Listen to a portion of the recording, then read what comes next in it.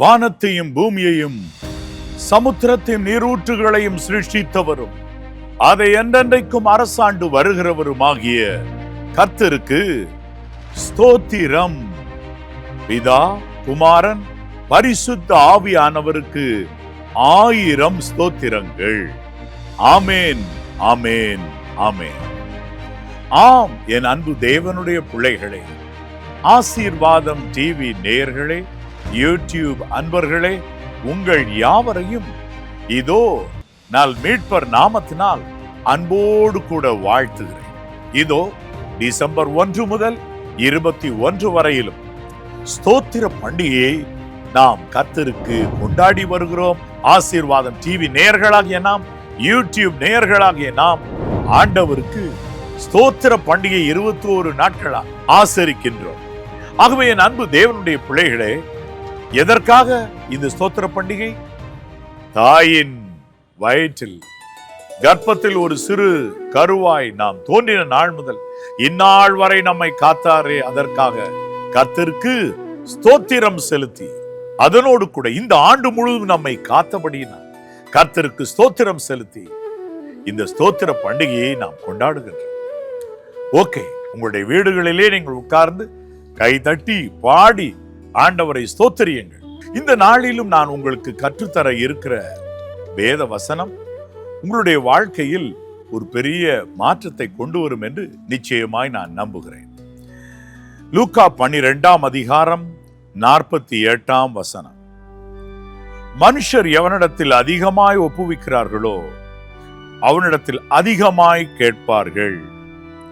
மனுஷர் எவனிடத்தில் அதிகமாய் ஒப்புவிக்கிறார்களோ அவனிடத்தில் அதிகமாய் கேட்பார்கள். எவனிடத்தில் அதிகம் கொடுக்கப்படுகிறதோ அவனிடத்தில் அதிகம் கேட்கப்படும். என் அன்பு தேவனுடைய பிள்ளைகளே, ஆண்டவர் மனுஷர் என்ன செய்வார்கள் என்று சொல்லிவிட்டு ஒரு சத்தியத்தை கூறுகிறார். எவனிடத்தில் அதிகம் கொடுக்கப்படுகிறதோ அவனிடத்தில் அதிகம் கேட்கப்படும். என் அன்பு தேவனுடைய பிள்ளைகளே,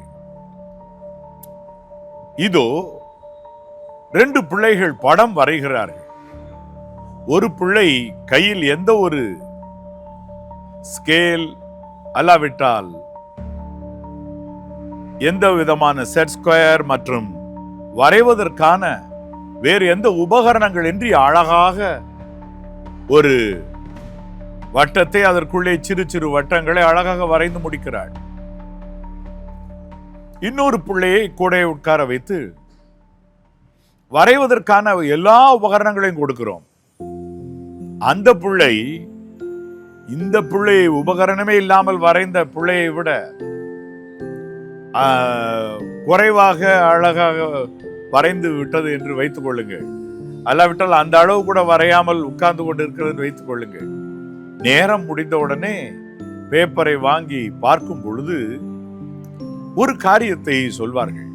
இவ்வளவு உனக்கு உபகரணங்களை கொடுத்தேன், இருந்தும் நீ இவ்வளவுதான் வரைந்திருக்கிறாயா என்று அவர்கள் கேள்வி கேட்பார்கள் அல்லவா?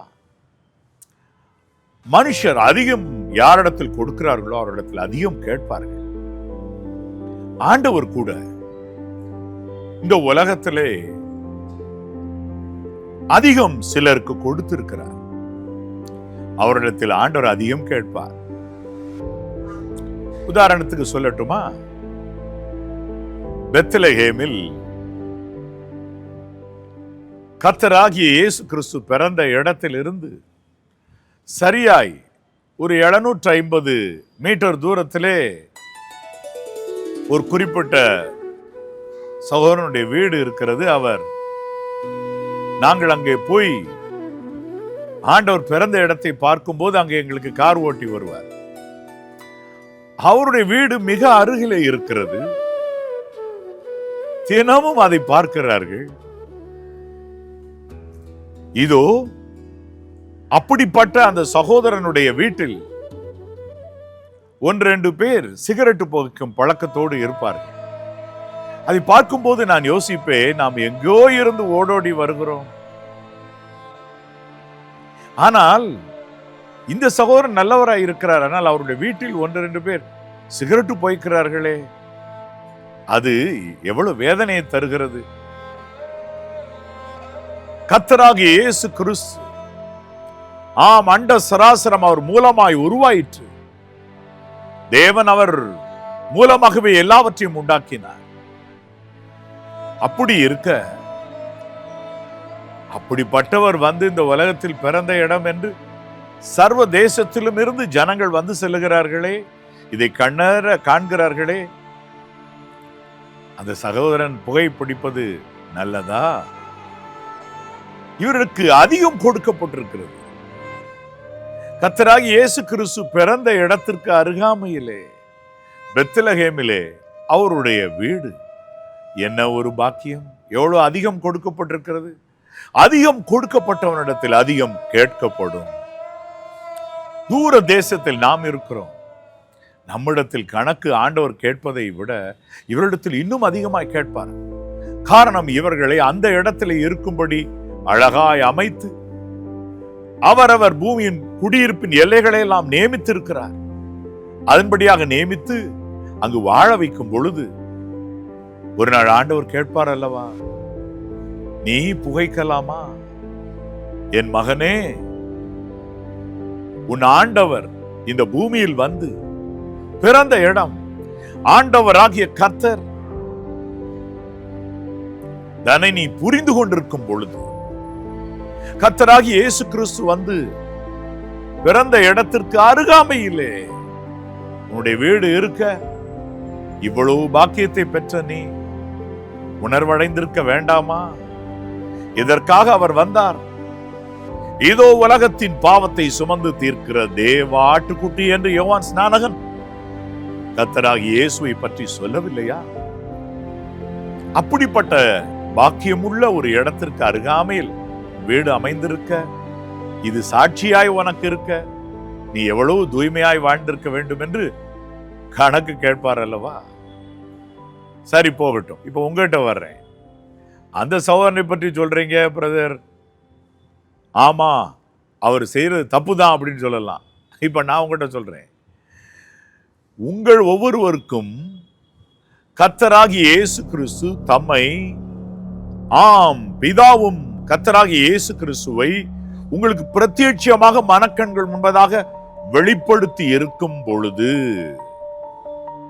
மற்றவர்கள் இன்னும் ஆண்டவரை அறியாமல் கர்த்தரை அறியாதவர்கள் அநேகர் இருக்க, உங்களுக்கு கர்த்தராகிய இயேசு கிறிஸ்துவை பற்றி உங்கள் மனக்கண்கள் முன்பதாக தெள்ளன் தெளிவாக கர்த்தர் வெளிப்படுத்தி இருக்கும் பொழுது, ஆலயத்திற்கு போகிற உங்களுக்கு ஆண்டவர் தம்முடைய வசனத்தை நன்றாய் உணர்த்து வைக்கிறார்.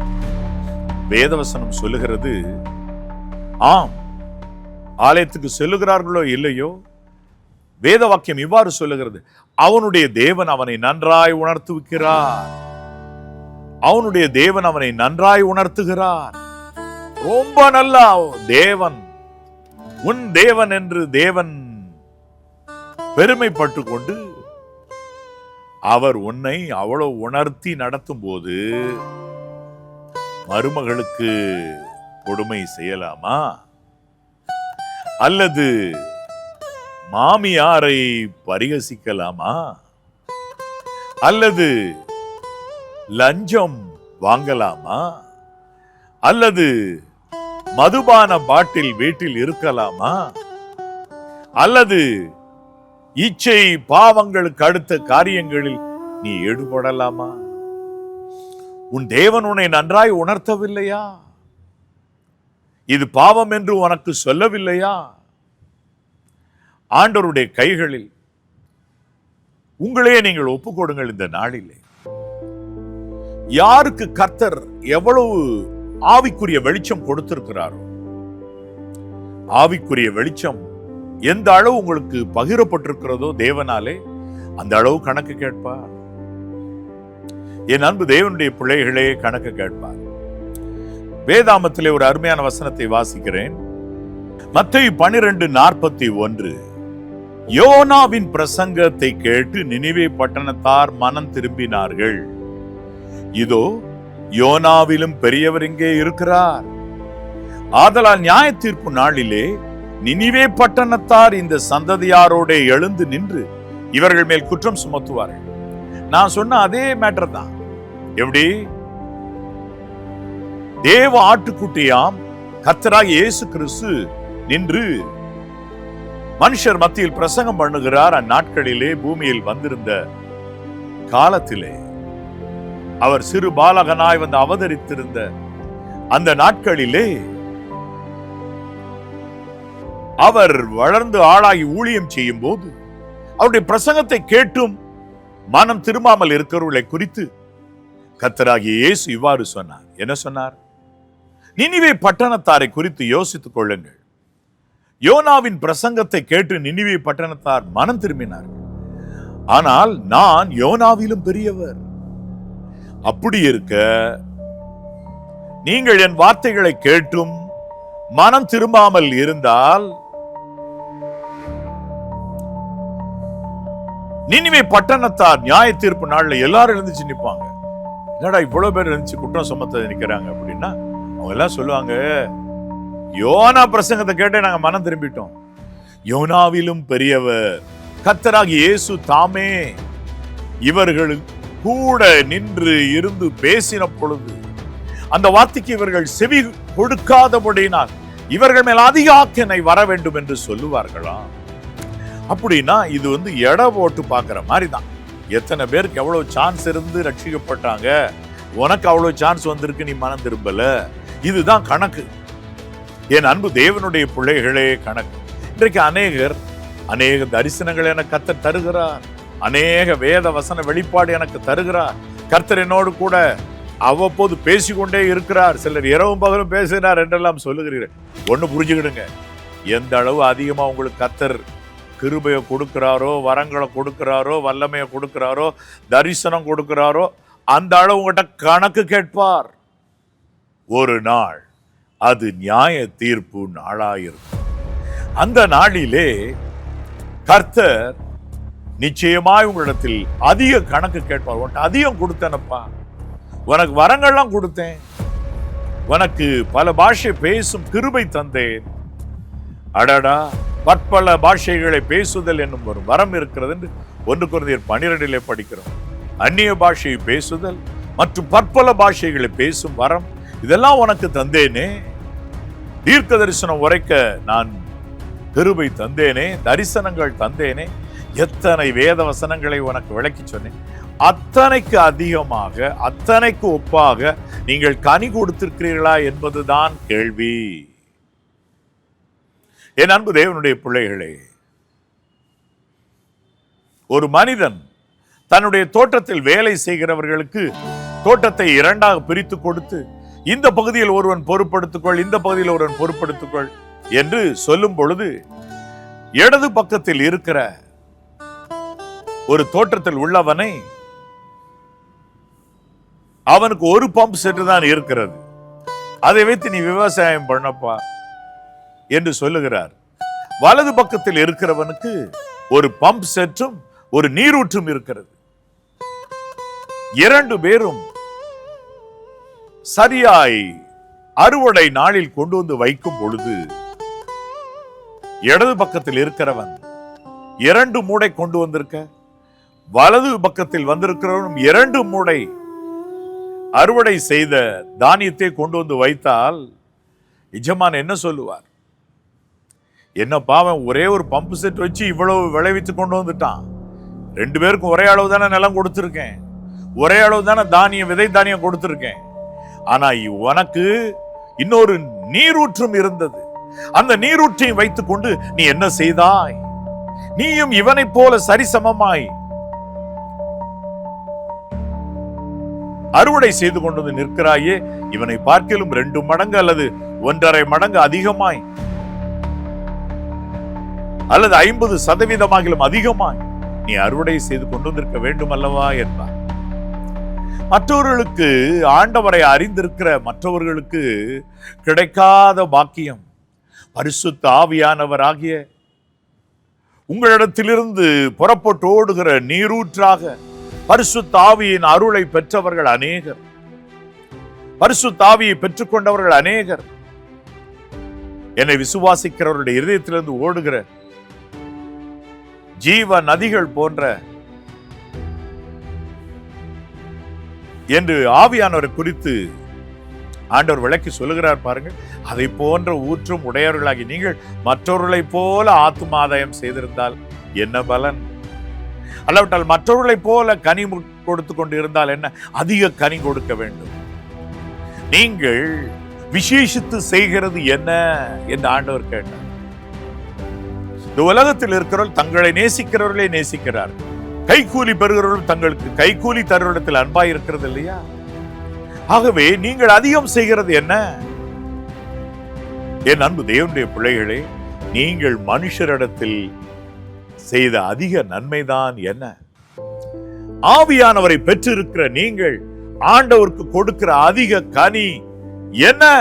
மற்றவர்களை போலவே ஒரு தரைமட்டமான வாழ்க்கை வாழ்ந்து கொண்டிருக்கிறீர்களா? அதிகம் கொடுக்கப்பட்ட அதிகம் கேட்கப்படும். அதை மறந்து விடாதிருங்கள். ஆண்டவர் நியாயத்திற்கு நாளிலே விசாரிப்பார்.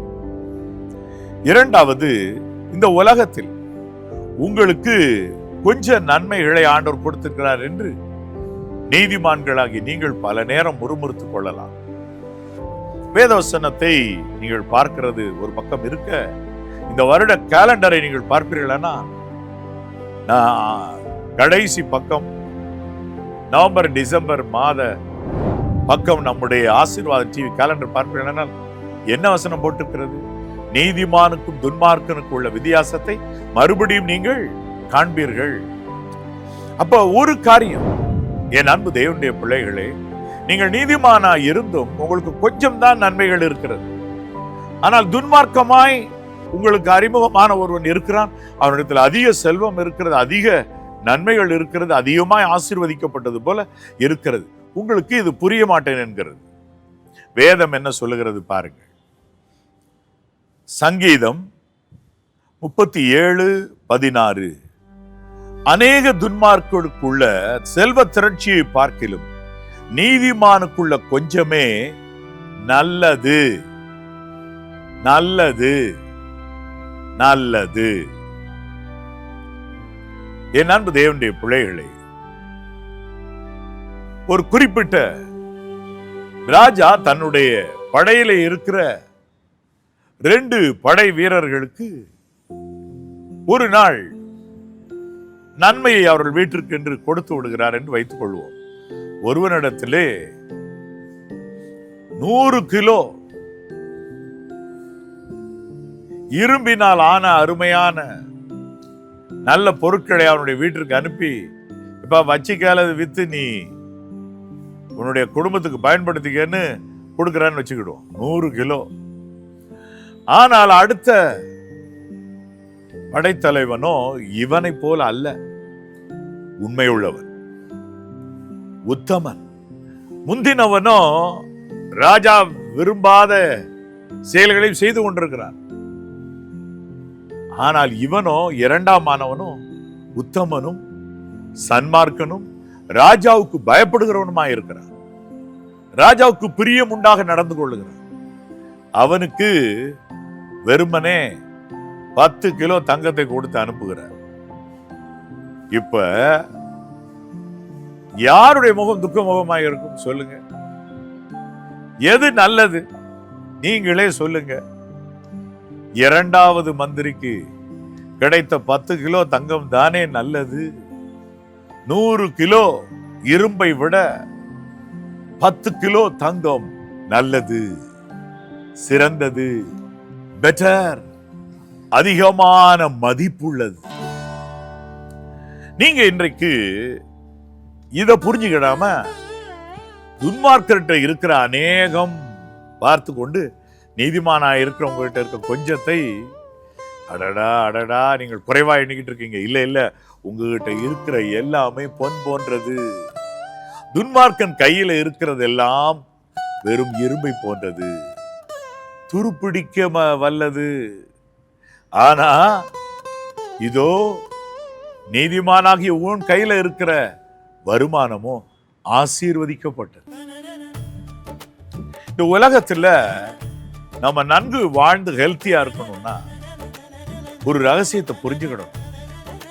மற்றவரிடத்திலிருந்து கொள்ளையிட்டு மற்றவரிடத்திலிருந்து அநியாயமாய் சம்பாதித்த பணத்துல நம்ம உணவு உண்ணக்கூடாது, அந்த பணத்தை வச்சு உடுத்தக்கூடாது, அந்த பணத்துல ஒரு சின்ன இடம் கூட வாங்கி அதுல உறங்கவும் கூடாது. இவைகளை செய்தால் இவைகளால் உங்களுக்கு பிரயோஜனம் இல்லாததினால் உங்களுடைய மெய்யான ஆயுசு காலம் குறைந்து கொண்டிருக்கிறது, வீக்காகி கொண்டிருக்கிறீர்கள். ஒன்றுக்குமே உதவாததாக நீங்கள் அநியாயமாய் சம்பாதித்த பணம் இருக்கிறது என்பதை புரிந்து கொள்ளுங்கள். அது உங்களுக்கு வேலை செய்யாது என்பதை புரிந்து கொள்ளுங்கள். என்ன பிரதர், நானு அந்த பணத்துல வாங்கி சாப்பாடு சாப்பிட்டா அது எப்படி வேலை செய்யாது? பைபிள் சொல்லுது பாருங்க, நீதிமொழிகள் 10:2, அநியாயத்தின் திரவியங்கள் ஒன்றுக்கும் உதவாது. சாப்பாட்டுக்கு உதவாது, உடைக்கு உதவாது, உறங்கவும் வீட்டுக்கு வீடு கட்டுறதுக்கும் உதவாது. அநியாயத்தின் திரவியம் பணம், அநியாயமா சம்பாதிக்கிற பணம், கைக்கூலி பணம் உனக்கு ஒண்ணுக்கு உதவாதுப்பா. உங்களுக்கு ஜீவ மரண போராட்டம் வரும்போது டாக்டர் மெடிசின் ஏற்றுவார். எந்த பணத்துல? நீங்க அந்நியர்கிட்ட சம்பாதிச்ச பணத்துல. டாக்டர் சொல்லாரு, என்னன்னு தெரியலம்மா, நான் என்னமோ கரெக்டான மருந்து தான் ஏத்துறேன், வேலை செய்ய மாட்டேங்குதுமா, தயவுசெய்து உன் கணவரை வீட்டுக்கே கூட்டிட்டு போ, கடைசி காலத்திலே ஆயிலும் அவர் வீட்டுல நிம்மதியா உறங்கட்டும். ஏன்? அந்த பணம் ஒர்க் பண்ணாதுப்பா. நீங்கள் எளிதில் புரிந்து கொள்ளும்படியா சொல்லணும்னா ஒண்ணுதான், என்ன அநியாயத்தின் திரவியம் ஒன்றுக்கும் உதவாது என்பதினாலே காலை வாரி விடும். புரிஞ்சுக்கிட்டீங்களா?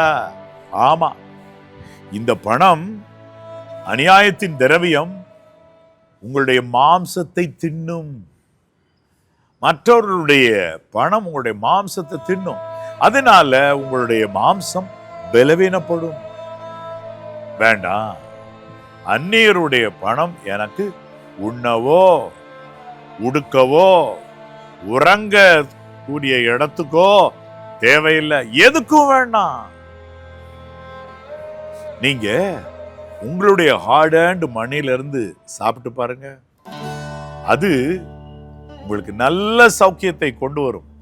அதுவும் நீதிமானா இருந்து நீங்க ஆண்டவர் சமூகத்துல சம்பாதிக்கிற பணம் இருக்கு பாருங்க, அது உங்களுக்கு ஜீவ விருட்சத்திற்கு அடுத்த ஒரு அருமையான விருட்சம் போன்றது.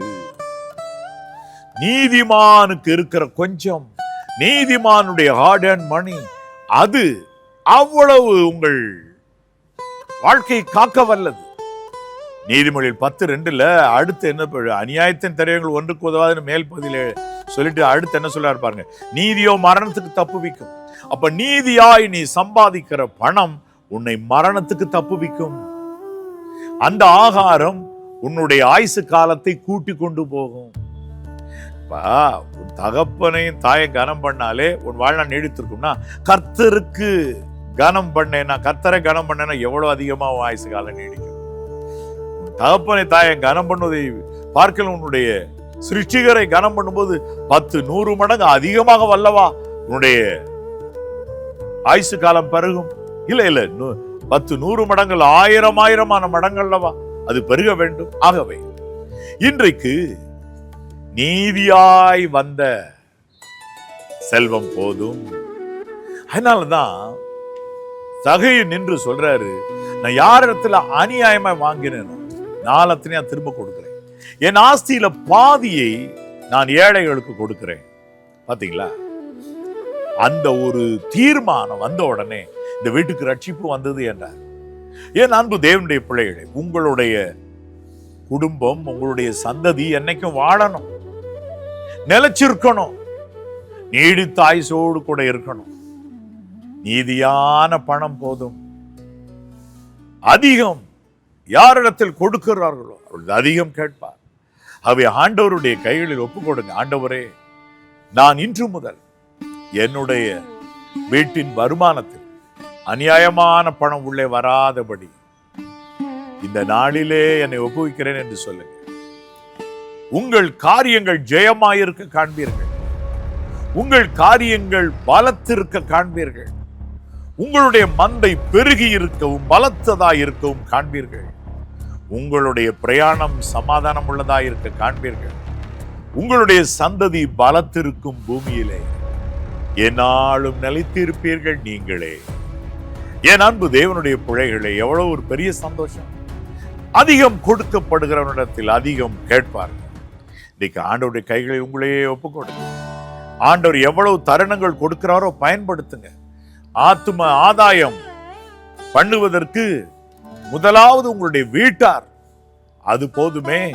இரண்டாவது, உங்களுக்கு கிறிஸ்துவுக்குள் ஆன உங்கள் நண்பர்கள் எத்தனை பேர் பின்வாங்கி போயிருக்கிறாங்க. பின்மாற்றத்தில் இருக்கிற ஒருவனை மனம் திரும்பி அழைத்து கொண்டு வருகிறோம், அநேக பாவங்களை மூடுவான் என்று அறிய கடவன். அதை முதலாவது செய்ய ஆரம்பிங்க. ஆண்டவர் அப்பொழுது உங்களை மெச்சிக்கொள்ளுவார், நன்மையினால் நிரப்புவார். ஒரு சிறு ஜெபம் செய்வோமா? என் அன்புள்ள பரிசுத்த பரலோக பிதாவே, நல் மீட்பர் நாமத்தினாலே உம்மை நோக்கி ஜெபத்தை ஏறெடுக்கிறேன். கர்த்தாவே, கர்த்தாவே தேவரீர், இதோ இப்பொழுதும் கூட என் வார்த்தைகளை கேட்டுக்கொண்டிருந்த அன்பு தேவனுடைய பிள்ளைகள் அநேக தரிசனம் பெற்றவர்களாய், அநேக கிருபையை பெற்றுக் கொண்டவர்களாய், அநேக வரங்களை உடையவர்களாக, வெளிப்பாடு உடையவர்களாக, வேத வசன அறிவு உடையவர்களாக இருக்கலாம். அதிகம் யாரிடத்தில் கொடுக்கிறார்களோ அவர்களிடத்தில் அதிகம் கேட்கப்படும். அதுபோல ஏராளமான நன்மைகளை, கிருபைகளை அவர்களிடத்தில் கொடுத்திருக்கிறீர் ஐயா. அதற்கேற்ற அளவு கனி இவர்கள் கொடுக்கிறார்களா என்பதுதான் இந்த நாளிலே கேட்கப்பட வேண்டிய கேள்வி. அதற்கேற்ற அளவு இவர்கள் பலன் தந்திருக்கிறார்களா? ஆத்தும ஆதாயத்தில் நின்றிருக்கிறார்களா? ஆண்டவரே உமக்கு பிரியமாய் நடந்து கொண்டிருக்கிறார்களா? கற்பனைகள் கட்டளைகளில் அந்த அளவு தங்களை ஈடுபடுத்தி கொண்டிருக்கிறார்களா என்பதுதான் கேள்வி. கர்த்தாவே, இதோ கர்த்தருடைய கைகளில் இந்த அன்பு தேவனுடைய பிள்ளைகளை நான் ஒப்புக் கொடுக்கிறேன். பெரிய காரியங்களை செய்வீராக. உடைய ஆவிக்குரிய கண்கள் திறக்கட்டும் என்று நான் மீட்பர் நாமத்தினாலே ஜெபிக்கிறேன். யார் யார் என்னுடைய சரீரத்தில் சுகவீனம் பலவீனம் இருக்கிறது, அது நீங்க வேண்டும் என்று சொல்லுகிறார்களோ அவர்கள் அநியாய லாபம் மற்றும் அநியாயமான சம்பாதிக்கப்பட்ட பணம் உடையவர்களாய் இருப்பார்களானால் அது இவர்களுக்கு உதவாது என்பதை அவர்கள் புரிந்து கொள்ளட்டும். வாழ்க்கையில் முன்னேற உதவாது, உணவுக்கு உதவாது. அதை புசித்தால் உங்களுடைய சரீரம் பலவீனப்பட்டு போகுமே ஒழிய பலப்படாது என்று அழகாய் பரிசுத்த ஆவியானவர் உணர்த்துவீராக. உண்மையிலே பலன் கொள்ளுகிற மனுஷனும் தங்கள் வழிகளில் நீதியாய் நடக்கிறவர்களும் பாக்கியவான். உண்மையிலே பலன் கொள்ளட்டும், நீதியாய் பலன் கொள்ளட்டும், தங்கள் வழிகளில் உம்மை நினைத்துக் கொள்ளட்டும். அருமையாக உம்முடைய பிள்ளைகளை நடத்துவீராக கர்த்தாவே. சமாதானத்தினாலே நிரப்புவீராக கர்த்தாவே. ஜெயமான வாழ்க்கை வாழட்டும். மற்றவர்களைப் போல நான் கனி கொடுத்தால் போதும் என்று மெத்தனமாய் ஓடுகிற ஓட்டம் நிறுத்தி, எனக்கு அதிக வெளிப்பாடு கர்த்தர் தந்திருக்கிறார், அதிக கனி கொடுப்பேன், நீங்கள் புறப்பட்டு போய் அதிக கனி கொடுக்கும்படி பிதா உங்களை ஏற்படுத்தி இருக்கிறார் என்று கர்த்தராகிய இயேசு கிறிஸ்து இவ்விதமான அர்த்தம் பட பேசின வார்த்தையை நினைத்துக் கொண்டு அதிக கனி கொடுக்கும்படி, அதிக கனி கொடுக்கும்படி உடைய பிள்ளைகளுக்கு ஆலோசனை தந்தரும். கண்ணின் கருவழி போல காத்துக்கொள்ளும். வீட்டில் யார் யார் சுகவீனமாய் இருக்கிறார்களோ இப்பொழுது உணவு அவர்களுக்கு மரணத்துக்கு தப்புவிக்கும் ஒரு பொருளாய் மாறும். எப்பொழுது அவர்கள் நீதியாய் சம்பாதித்த பணமாய் இருந்தால் அது இவர்களை மரணத்துக்கு தப்புவிக்கும், ஆயுசு காலத்தை பெருகும்படி செய்யும். கர்த்தர் அப்படியே நடத்துவீராக. நல் மீட்பர் நாமத்தினால் நன்றி சொல்லி மனத்தாழ்மையோடு இந்த ஜெபத்தை ஏறெடுக்கிறேன் பிதாவே. ஆமென், ஆமென். ஆம். என் அன்பு தேவனுடைய பிள்ளைகளே, உடைய இருதயம் கலங்காமலும் பயப்படாமலும் இருப்பதா நீதியாய்